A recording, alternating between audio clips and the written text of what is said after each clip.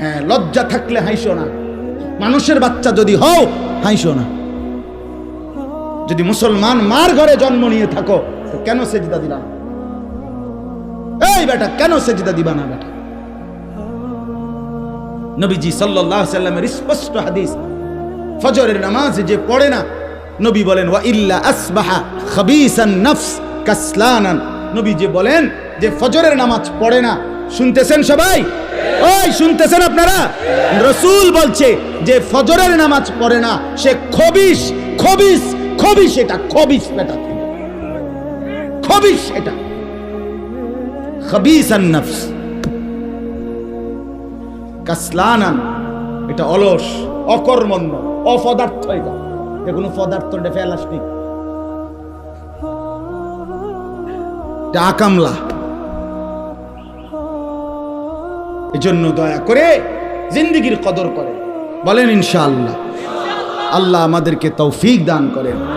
একটা বছর কোনো দিন ফজরের নামাজ পড়তে পারলা না যুবক, তোমাদের মধ্যে যারা ফজরের নামাজ পড়ো না, তোমার মতো অসভ্য, তোমার মতো নির্লজ্জ, বেহায়া, তুমি খোদার জমিনে হাঁটো কেমনে? তুমি মাটির তলে হাঁটতে পারো না? তোমার মতো অসভ্য আর কোনো মানুষ হয়নি বেটা, বেহায়া কোথাকার। আল্লাহ রাসূল সাল্লাল্লাহু আলাইহি সাল্লাম বলেন তাহাজ্জুদ নামাজ, হাদিসে আছে নবীজির জামানায় একবার সাহাবীরা বললেন একজন মুসলমানের ব্যাপারে, ইয়া রাসূলুল্লাহ, এই লোক সারা রাত ঘুমায় থাকে ফজর পর্যন্ত, কোনোদিন তাহাজ্জুদ পড়ে না। তাহাজ্জুদ মানে ফজর না, ফজরের আগের নামাজ। কথা বোঝেন নাই আপনারা? নবীজির সাথে সাথে মিশকাতে আমরা নিজে পড়ছি, আল্লাহ রাসূল বললেন যালিকা রাজুলুন বালা শাইতানু ফি উদুনাইহি। নবী বলেন তাহাজ্জুদ পড়ে না কখনোই, তাহলে তো এটা এমন একটা লোক যার দুই কানে শয়তান পেশাব করে দিছে। আছে কিনা হুজুর এই হাদিস? শয়তান মুত্তা দিছে তার কানে।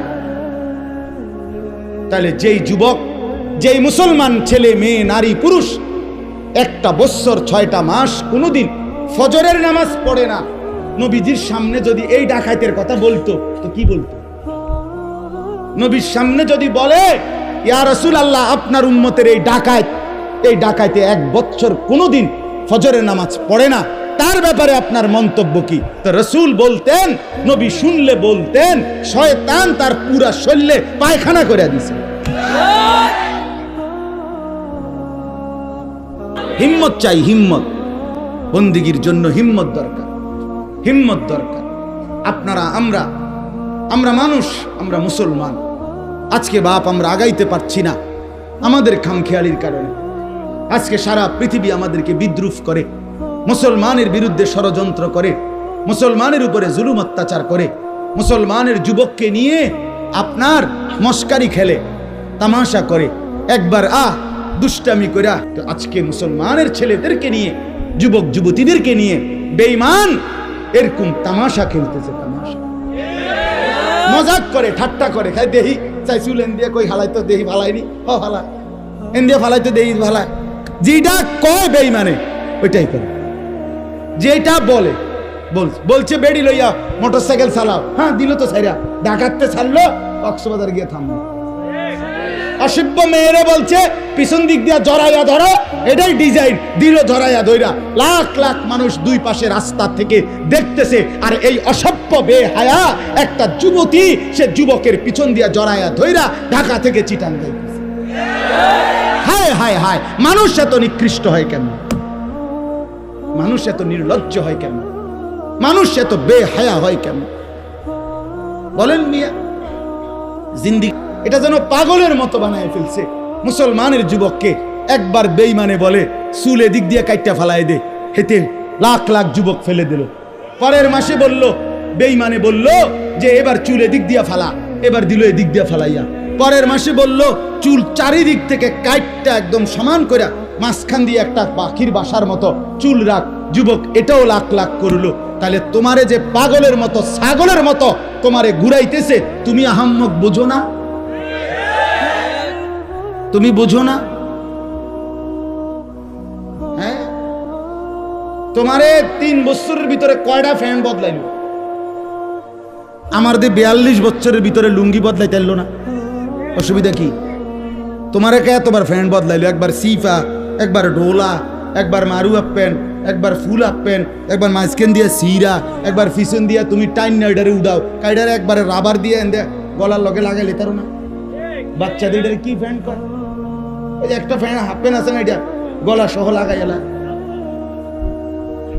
ঘটনাটা কি বুঝা তো উচিত।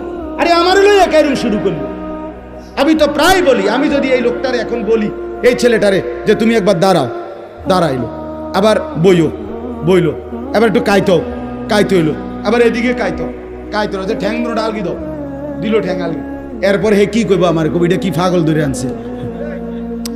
কথা বলেন না, বলবে কি না? আরে আরে এটা কি পাগল ধরে? এবার আমার লইয়া কেন শুরু করছে? কি একবার কয় ডান দিকে, একবার কয় বাম দিকে, একবার কয় ঠ্যাং আলগি দাও, বলবে কি না? বলেন না কেন? যেই কোনো মানুষ বলবে এটা যে আমার লইয়া কে পাগলামি শুরু করলো।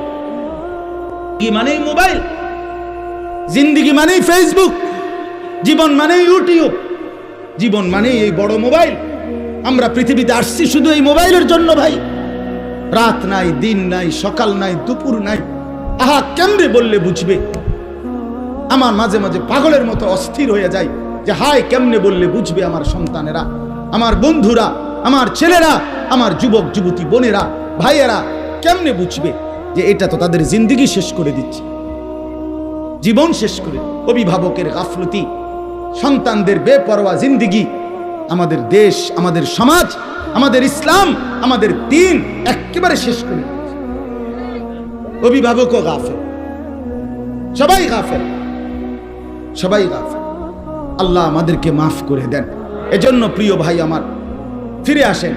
প্রত্যেকের কাছে অনুরোধ করছি, আল্লাহ তাআলার বন্দিগির দিকে ফিরে আসেন, ইবাদতের দিকে ফিরে আসেন।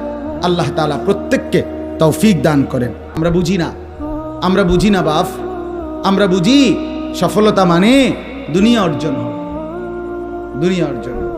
যেটা তার 3 ছেলের বিদেশ পাঠাইছে, 4টা মেয়ে বিয়ে দিছে, বা 2 বিল্ডিং করছে, 4টা করে রুম, ভিতরে 2টা করে বাথরুম, টাইলস ওলা।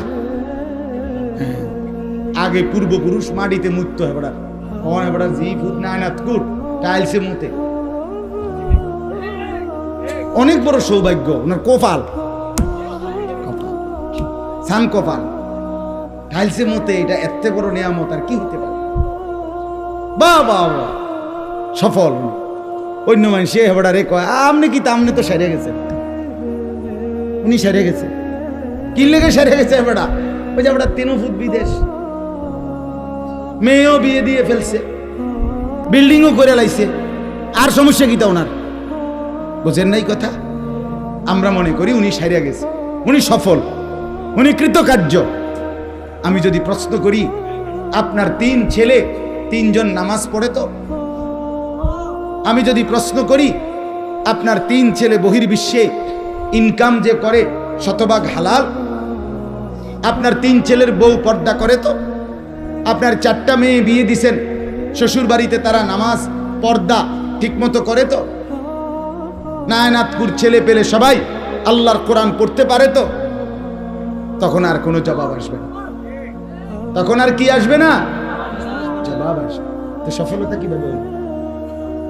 সফলতা কিভাবে হলো বলে?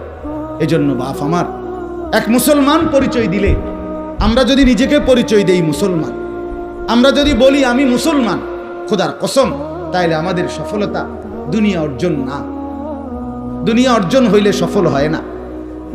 দুনিয়া অর্জন হইলে যদি সফল হতো, তো সমস্ত কাফের বেঈমান তারা 1 নম্বরে সফল। কারণ আজকের পৃথিবীতে এখনো গোটা পৃথিবীর মুসলমান একত্র হয়ে কামাই রোজগারি করলে ইউরোপ আমেরিকার 2-4-10 জনের টাকার সমানও হবে না। আমরা যখন 10 তলা বিল্ডিং দেখে মনে করি বেটা বিরাট বড় লোক, ইউরোপ আমেরিকা এগুলা গণা তো ধরেন, গণা তো ধরেন। আমি আপনার ওই আমার যেই প্রাইভেট কার, এটা জাপানি মডেলের গাড়ি, মানে সবচেয়ে কম দামি গাড়ি জাপানি মডেলের মধ্যে, প্রোবক্স। এটা হলো সব জাপানি মডেলের প্রাইভেট কারের মধ্যে সবচেয়ে কম দাম, যেটা 8,60,000 টাকা দিয়ে আমি কিনছি। তো আমি পরে খবর নিলাম, এইটা হইলো ওই দেশে তারা তাদের বাজার খরচা টরচা মাল টাল, হ্যাঁ, এবং ছাগল টাগল লইয়া এটার ভিত্তি করে মাল নেয়। এইটা হইলো আমি চলি বেল আসেনি কোনো কথা বলেন না কেন? মানে যেডি দিয়ে হারা কি করে আপনার এই ফাঙ্গাস তেলাপিয়া দৈন্যতা কাঁচামরিচ নেয় ভাই। তাইলে দুনিয়া নিয়ে অহংকার করার কোনো লাভ নাই, কোনো লাভ নেই। আরো কামাই করলেও দুশ্মনের বেঈমানের দুনিয়ার মাল আর সম্পদের মতো মুসলমান ধারে যাইতে পারবে না। কেন পারবে না? প্রশ্ন হলো রব্বুল আলামিনের ওয়াদা, দুনিয়া আমি আমার ইমানদার বান্দাদেরকে পূর্ণ দেব না। কথা বলেন না কেন? আল্লাহ নিজে বলছে আমি দেব না বেটা, আমি আমার ইমানদার বান্দাকে জান্নাতে আখিরাতে পূর্ণ নিয়ামত দেব। সেদিন তারা ফালা তা'লামু নাফসুম মা উখফিয়া লাহুম মিন কুররাতি আ'য়ুন, দেখবে জান্নাতের নিয়ামত, এক এক নজরে চোখ ঠান্ডা হয়ে যায়, চোখ ঠান্ডা হয়ে যায়। তো এজন্য বললাম সফলতা আখিরাত, সফলতা জান্নাত, সফলতা ডান হাতে আমলনামা পাওয়া, সফলতা কবরে তিনটা প্রশ্নের জবাব ঠিক মতো দিতে পারা, সফলতা হাসরের ময়দানে মিজানের পাল্লায় নেকি ভারী হওয়া, সফলতা ফুলসেরাত বিজলির মতো পার হওয়া, সফলতা অনন্তকালের জান্নাত লাভ করা, সফলতা আল্লাহ তাআলার দিদার নসিব হওয়া, সফলতা রব্বুল আলামিনের সন্তুষ্টি লাভ করা। ওয়া রিদওয়ানুম মিনাল্লাহি আকবার। আল্লাহ বলেন আমার সন্তুষ্টি সেটাই হচ্ছে সবচেয়ে বড়, সবচেয়ে বড়। বন্ধু আমার, তুমি যদি সিনেমার নর্তকীর কথা বুঝতে পারো, তুমি যদি টেলিভিশনের ফুটবল ক্রিকেটের খেলোয়াড়ের মতো কথা বিশ্বাস করতে পারো, তুমি যদি টেলিভিশনের খবর মানতে পারো, স্বীকার করো আমি আরশে আজিমের মালিক আল্লাহর কথা স্বীকার করব না কেন? কথা বলেন না কেন? আমনে দি শিক্ষারাই এখন খবরে কইছে বেড়া, খবরে সঠিক না হলে নি খবরে কয়, আমনে বেড়িতে কইছে খবরের ভিতরে, আমনে তেইটা এত মজবুত হয়ে গেল। তাহলে দুনিয়ার মহিলা বললে আপনার কাছে যদি টেলিভিশনের খবর এত নিশ্চিত হয়, আমার কাছে আমার রব্বুল আলামিনের খবর, আল্লাহর কথা, রসুলের কথা, সেটা আমার কলজার মধ্যে নিশ্চিত হবে না কেন? হ্যাঁ, এই জন্য আমার শায়েখ আরিফ বিল্লাহ আল্লামা মুফতি মুশতাকুন নবী কাসেমি হযরত দামাত বারাকাতুহুম প্রায় বলে যে যুবক, আজকে তুমি মানুষের বেডি চাও, আমি হাসরের ময়দানে একসাথে ৭০,০০০ হুর জান্নাতি নারী একসাথে দেখব। তুমি অনসাও, আজ তুমি নর্তকীর গান শোনো, আমি জান্নাতে ৭০,০০০ হুরের গান একসাথে শুনব। তুমিও মজা করো, আমিও মজা করব। বাকি দুনিয়া তোমারও চলতেছে, আমারও চলতেছে, ঠিক কিনা বলেন না কেন? সেজদাওয়ালার রাতও ভোর হয়, নাফরমানের রাতও ভোর হয়, হয় কিনা বলেন না কেন? ভাত খাইলে সেজদাওয়ালারও পেট ভরে, বেঈমানেরও পেট ভরে। গরুর গোশত নামাজির লেগে যে এই স্বাদ, নাফরমানের লেগে এই স্বাদ। কথা বলেন না কেন? তাহলে আর অসুবিধা কি? তুমি বেশি কি আগাইছ? বেশি কি অর্জন হয়েছে বলেন? দুনিয়ার এই সুদখোর, ঘুষখোর, এই সিটার বাটপাররা, হারাম রোজগারকারীরা, এরা দুনিয়া বেশি কি ভোগ করছে? কোনান দিয়ে আগায় গেছে আম করতে? কথা বলেন। এখন বাজে 7:40, মনে করেন এখন বাজে কত? আমরা যারা মাগরিবের নামাজ পড়ছি তারার এখন বাজে কয়টা?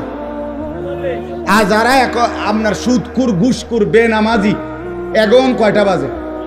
তো হেতে কিতা গেছে? হেতের যদি 8:50 বাজতো তুই না আগে যেত। কথা বলেন। কি রে বেটা, তুই আমার থেকে কি আগাইছো? তুমি তোমার যে সময় 7:40 বাজে, আমারও তো এই সময় 7:40 বাজে। এই জন্য দুনিয়া আগায় না, দেখা হবে হাসরের ময়দানে। শায়েখ বলে কথা হবে হাসরের ময়দানে, বুঝা যাবে হাসরের ময়দানে কার মা আছে কার মা নাই। আল্লাহ বুঝার তৌফিক দান করে। তাহলে কি বললেন?